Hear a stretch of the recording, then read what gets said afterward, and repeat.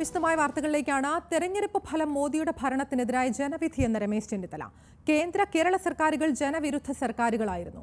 മോദിയുടെ തോൽവി ആരും ചർച്ച ചെയ്യുന്നില്ല. വയനാട് സീറ്റ് രാഹുൽ മാറുമോ എന്നത് പാർട്ടിയും രാഹുലും തീരുമാനിക്കുമെന്നും രമേശ് ചെന്നിത്തല കൂട്ടിച്ചേർത്തു. 400 സീറ്റ് നേടി ഇന്ത്യൻ ഭരണഘടന തന്നെ മാറ്റുമെന്ന് വീമ്പിളക്കിയ നരേന്ദ്രമോദിയുടെ പരാജയം എന്തുകൊണ്ട് ചർച്ച ചെയ്യുന്നില്ല എന്നുള്ളതാണ് എൻ്റെ ചോദ്യം. ഈ ജനവിധി ആർക്കും ഭൂരിപക്ഷമില്ലാത്തൊരു ജനവിധിയാണ്. എന്നാൽ ഈ ജനവിധി നരേന്ദ്രമോദിക്കെതിരായിട്ടുള്ള ജനവിധിയാണ്.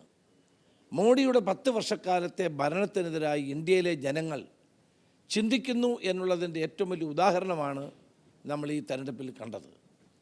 വാസ്തവത്തിൽ കേരളത്തിലെ ഗവൺമെൻറ്റും ഡൽഹിയിലെ ഗവൺമെൻറ്റും ജനവിരുദ്ധ ഗവൺമെൻറ്റുകളായിരുന്നു. ആ ജനവിരുദ്ധതയ്ക്കെതിരായിട്ടാണ് ജനങ്ങൾ ഒറ്റക്കെട്ടായി അവരുടെ വോട്ട് നൽകിയത്. അദ്ദേഹം വൻപിച്ച ഭൂരിപക്ഷത്തോടെ വയനാട്ടിൽ നിന്ന് 2ാം തവണയും തിരഞ്ഞെടുത്തു. വലിയ ഭൂരിപക്ഷത്തോടെ അദ്ദേഹം അമേഠിയിൽ നിന്നും റായ്ബറേലിയിൽ നിന്നും തിരഞ്ഞെടുത്തു.